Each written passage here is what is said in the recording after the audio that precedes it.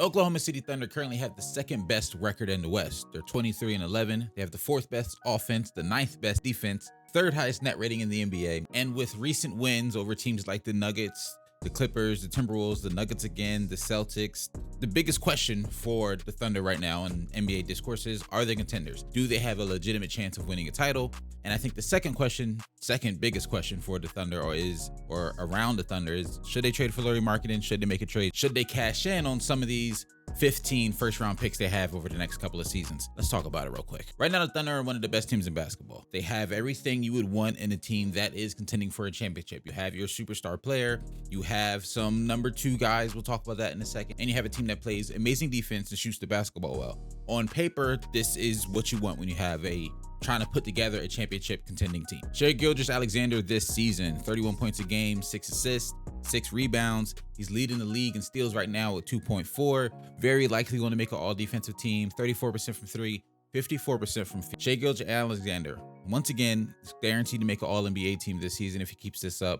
He's going to, I think, rightfully so. I'm going to say it right now. I think he's going to end up rightfully so in MVP conversations. And the reason I'm going to say rightfully so is there are times, especially last year, I think, when a couple of guys that weren't Joel, Jokic, or Giannis were in the conversation. Most of last season, if I'm being honest with you, it was just those 3 guys. The other people were just there. They were a tier below.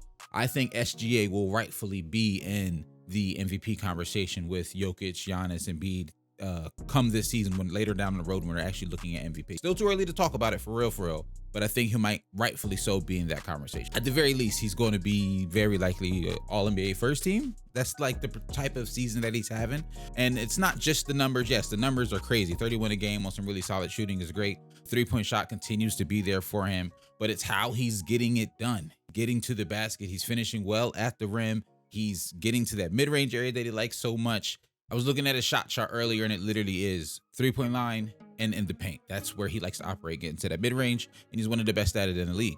I've seen plenty of games this season where SGA has taken over stretches of game, whether that be to stop another team's run, to get his team on a run themselves, down the stretch in the fourth quarter to secure the win for the Thunder. I think he can be a guy who is, and it's funny that I'm going to say this because I feel like we had this conversation about 2 weeks ago when it came to guards being a guy who can lead a team to a championship. Shout out to Doris Burke. Shout out to, why is her name slipping my mind right now? Becky Hammond. Shout out to her for that conversation. Maybe we'll talk about that another day when we're talking about the Knicks. But my point here is I think Shai could be a type of guy who leads his team to the NBA Finals, leads his team to win a championship. Based on what we've seen so far on this season, he has that ability. I said earlier, to win a championship, you need a superstar guy, and then you need a solid number 2. I think the Thunder are still figuring out who that number 2 is, and I think it's split between Chet Holmgren and Jalen Williams, J-Dub. If I had to pick one, I think the number 2 is more so J-Dub, but Chet Holmgren is having such a good rookie season that times when it looks like either of them could be the second best player on this team. I want to talk about Chet Holmgren first, though, because I love his impact on the defensive side of the ball as well. Chet is, to me, I think for most of us, has been well covered by the NBA media so far this season, especially because the back and forth between him and Victor Wembanyama for Rookie of the Year. But I think one thing that when I watch the Thunder, when I watch Chet Holmgren's impact on the Oklahoma City Thunder, to me, feels very similar to Kristaps Porzingis' impact on the Boston Celtics. And what I mean by that is Chet Holmgren, 17 points a game this season, 7 rebounds, 54% from the field, 39% from 3 on a decent amount of attempts, and 2.5 blocks a game. Chet Holmgren's impact on the defensive side of the ball has been absolutely phenomenal for his ability to, if his man's playing high, roaming around the 3-point line, pinch in on a screener to put a hand in there to make the ball handler pick the dribble up, his ability to be backside help defense, his ability to honestly just guard his man one-on-one. Like, he has the ability to stay strong in the post and guard his man and be able to wall up and defend hook shots and shots at the paint. He's a really, really, really good defender. And there's been plenty of times where he gets the block on one end. I remember during that Boston's, was it the Celtics game? Might have been a Celtics game. I could be misremembering. That game was like a week and a half ago. But I've seen Chet get a block, outlet the ball. Thunder might not get something in that first option on the break, but then they hit Chet trailing for 3 and he cashes it in. Like, he's a multifaceted player, and his ability to really stretch the floor, legitimately stretch the floor and put the ball on the floor reminds me a lot of how Kristaps Porzingis plays for the Boston Celtics. Likely to be multiple-time all-defensive in his career. I wouldn't be surprised if he's in the conversation for all defensive teams are going to be tough this year, with Rudy having a great season, Chet having a great season defensively, and Wemby having a great season defensively. Can't remember if, I know All NBA is positionless this year. I want to say All Defensive is also positionless this year. If that's the case, I wouldn't be surprised if Chet and honestly Wemby are on all defensive teams. But my point is, he's going to be running for multiple times Defensive Player of the Years throughout his career if he continues to play defense at this level.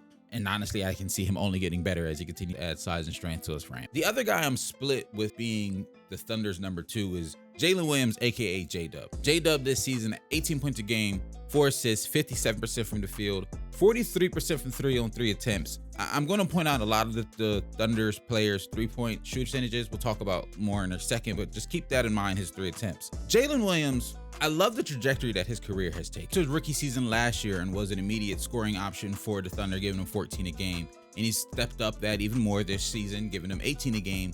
J-Dub continues to be a really good defender for this team. Guy who, he got a big stop down the stretch in that Boston Celtics game.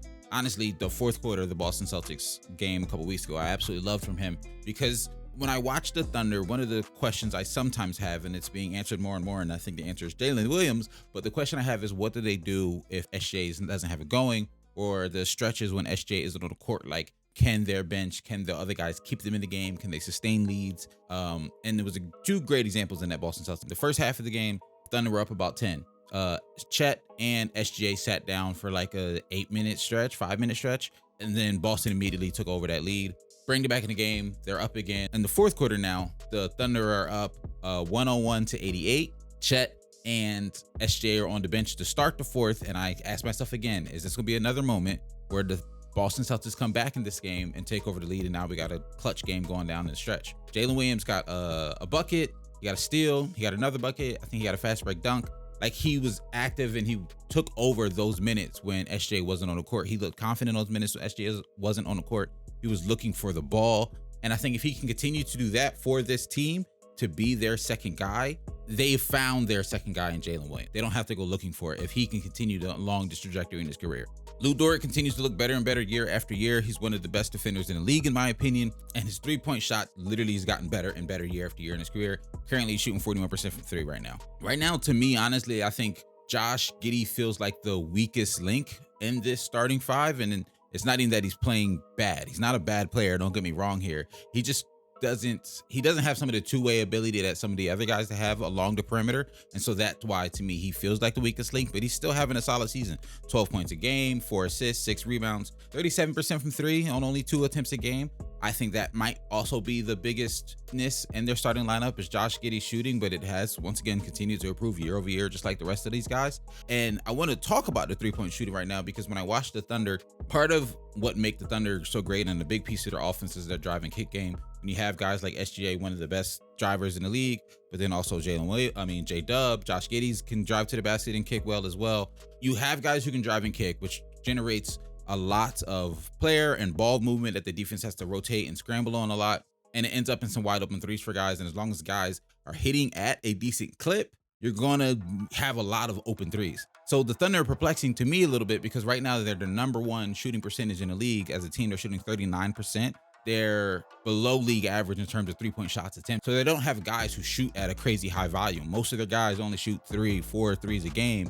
They don't really have anyone that's shooting like, I think Chet honestly has the highest 3-point volume on their team, at least in their starting lineup. But the guys that they have, because they're wide open off the driving kicks, they're knocking them down at team high, league high 39% as a team. But the question for me when it comes to the Thunder is, yes, we know the team's great.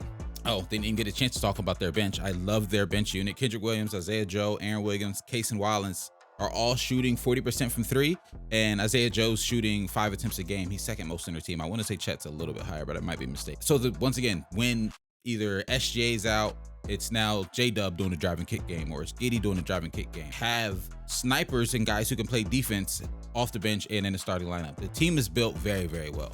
Okay, so you're like, Hawk, you're telling me that this team is good enough to be contenders. Why should they make a trade? Or is it even make sense to trade for Lauri Markkanen right now? Well, first, I'm like, well, let's take a look and see what this trade could potentially even look like. Because if you're giving up too much to trade for Lauri Markkanen, it might not even make. I'll admit I'm not necessarily a trade guy, but I just did some looking around the NBA community, I guess you could say, to see some proposed trades for Lauri. So take a look at those real quick. All right, this first one we have is from Fadeaway World. Shout out to them. This is Oklahoma City receives Lauri Markkanen, and the Jazz would get Josh Giddey, Davis Bertans, and then 1, 2, 3, 4 first-round draft picks. Now, in a recent article from Kevin O'Connor, recent-ish, it was from mid-December, from Kevin O'Connor, he's suggesting that the trade would look similar to what Rudy Gobert was, what Donovan Mitchell was. We're talking 4 or 5 first-round picks. I said in the beginning of this, the Thunder have 15 picks. Can't draft all these guys, so they have the picks to use. So I'm not mad at 4 or 5 first-round pick price tag for Lauri Markkanen. And then this trade proposal from Sports Illustrated inside the Jazz has Cason Wallace, Ousmane Dieng, Davis Bertans once again, and then 1, 2, 3, 4, 5 first-round picks for Lauri Markkanen and THT. In this case, I low-key like the THT pickup if they can find a way to bundle that in. Just another wing who can play some defense, kind of knock down an open shot. I can't remember THT shooting off the top of my head. But I like the potential addition of THT to this Thunder team. So while this focus on Lauri Markkanen, right now this season, Lauri Markkanen is averaging 23 points a game, 8 rebounds, 49% from the field, 38% from 3 on 8 attempts a game with some really high volume. He's a guy who can create his own shot, he can drive, put the ball on the ground, get to the basket. He's 78% at the rim. For context, Giannis is 77% at the rim. Yes, Giannis's frequency is higher than Lauri's, but my point is he's effective at the rim and effective at scoring at all levels. The 8 attempts a game, the high volume of that is important because we talked about the rest of the Thunder's roster. While they can hit shots and while they are hitting shots at a really high clip right now, I wonder if some of the 3-point shooting is going to all the way fall off, but come down a little bit. Like I said, Lu Dort's 41% from 3 right now. J-Dub is 43% from 3 right now. If that drops a couple of percentage here and there, Lauri's high volume shooting could be a really good addition to this. So why hasn't a trade happened yet? What's stopping it? What's the other side of this? Honestly, the Thunder are so young, you might not know what you have yet. Yes, gilgeous-alexander is looking absolutely fantastic right now. He's looking like a guy to win an MVP in the years down the line. But is this Jalen Williams max? Is he going to turn into a 20-plus game guy? Is this Lu Dort's cap? Like, is he going to become a better shooter and stay this consistent defensively? How high is Chet Holmgren's ceiling? He's looking great right now in his first season. But these are, I think, some of the questions that the front office is asking themselves. This is also a team that honestly really hasn't seen the playoffs side of SGA for that 1 year with Chris Paul and the Thunder. Most of this team doesn't have any playoff experience. SGA is 25 years old. Jalen Williams is 22 years old. Chet Holmgren is 21. There's this thought process that teams, especially young teams, go through some playoff experience before they're legit title contenders because playoffs are just tougher. Playoffs are just different. And until you experience the playoffs, most players will say, until you experience it, you're not ready for it. So the management might be like, well, there's no point of pushing all our chips in now to potentially be disappointed just simply because we hadn't experienced this yet. I guess that's one way to look at it. Some quotes, like I said, we talked about it earlier. Kevin O'Connor wrote an article for The Ringer where he interviewed Sam Presti, of the president of the Oklahoma City Thunder, and they talked about their title odds and talked about the elephant in the room that you guys have the most draft picks available to trade in the NBA right now. And Presti had some interesting quotes that I think really show the mind state of the Thunder organization right now. I wouldn't want to cash in to become average or above average. We don't really know what we have right now. I don't think you can make a rational case for it now. Now, mind you, this is from preseason. This is before this season even started. And this is when they were coming off of 40-42 last year. Now, like you see here, they're on pace to win 55 games. And the Western Conference, for the most part, does feel wide open. I also think a big piece of this decision is, do the Thunder think they can retain Lauri Markkanen for the future? He's an unrestricted free agent in the summer of 2025. So that's something to think about as well, while you think about making or not making a big trade for him. But I think, personally, the Thunder should go for it. Whether it's Lauri, I've seen, honestly, a couple of ideas where they go after Wendell Carter Jr. to kind of shore up some of their big man interior defense when Chet's off the floor as well, just to add some depth there. But I like the idea of going. I think he fits. I think 3-point shots that he brings to them make sense. But also, I agree that the West is wide open. I get the idea of that the Thunder, we're top of the Western Conference right now. We went down in the beginning of this how many of good teams they've beat recently. The Nuggets twice. They beat the Boston Celtics recently. Like, they've beat the Clippers. They've beat really good teams this season. But I think the NBA is such an interesting state right now that a lot of the good teams, even at the teams at their level, the teams that are at the top of their conferences, and some of the teams that are maybe in the middle and trying to fight their way to the top, there are a lot of good players on some teams that are on the brink of either trading away and blowing it up. Like there's, I think at least, going to be a couple of moves that are made that'll make some really good teams even better, or some good teams really good. And I don't think the Thunder should just sit back and let everybody else make moves and they don't do anything. Like the Bulls are on the verge of probably blowing it up, so Zach LaVine and DeMar DeRozan can go somewhere. Honestly, Andre Drummond has been playing fantastic in these last couple of games, averaging 20-20 over like a couple of game stretch there. The Nets have recently said Mikal Bridges, they're not looking to ship him, but in the back of my mind, I think he really could help out a couple of teams that I don't see the Nets being insane over the next couple of years. So maybe just decide to not be mediocre and blow it up. The Hawks have been rumblings of DeJounte Murray being available. The Raptors saying Pascal Siakams are available. Quiet is kept. It might not happen, but in the back of my mind, I'm like, if someone offers the right thing for Klay Thompson, I wouldn't be crazy if the Warriors move from him just because of the turmoil that they got going on there in their organization. My point here is there are a lot of good players that can make really big impacts on teams that are trying to contend for a title, and I would hate for the Thunder to miss out on this opportunity and let everyone else get better around them. And also at the end of the day, you still want to have, even if you give the Jazz 5 first-round picks, you still have 10 more first-round picks and 22 second-round picks over the next couple of years. Long story short, to me, are the Thunder contenders? Yeah, I think so. I think Thunder, things would have to go their way. They would have to play at the level they're playing now. Would I be surprised if that doesn't happen, if the bright lights of the playoffs get too much for this young team? It wouldn't surprise me. But do I also think they have what it takes to not fall susceptible to that young team in the playoffs trope? I do. And I also want them to go for low marketing. Made it this far. You're Rowan. I'll catch you in the next one. I'm out.